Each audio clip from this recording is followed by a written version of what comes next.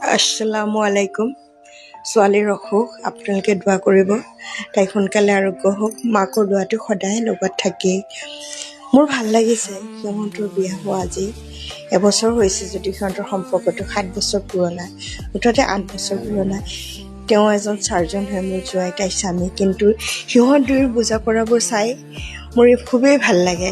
তেওঁ ইমান কৰ্মব্যস্ততাৰ মাজতো তেওঁ এখন মেডিকেলৰ এজন চাৰ্জন, তাৰ মাজতো তেওঁ সময় উলিয়াই তেওঁ ৰাতিপুৱা গৈছিল, এতিয়া আকৌ আহি তাইক চেলাইন দিছে। তাৰ মাজতে মই অলপ আহাৰ দিলোঁ, তেওঁ খাইছে। স্বামী স্ত্ৰীৰ বস্তুটো কিমান ত্যাগৰ সেইটো সিহঁতে দেখুৱাইছে। মোৰ জীৱনতো স্বামী সুখ মই নাপালোৱে তেনেকৈ, আৰু ভাতৃ হিচাপে তাই খুবেই লাগিছে এনেকুৱা এজন মৰমীয়াল ভায়েক পাইছে। ছোৱালীৰ জীৱনত এই দুটা সম্পৰ্ক খুবেই বাস্তৱমুখী হ'ব লাগে, মৰম চেনেহেৰে ভৰা। তাই এজন স্বামী আৰু এজন ভাতৃ পাইছে।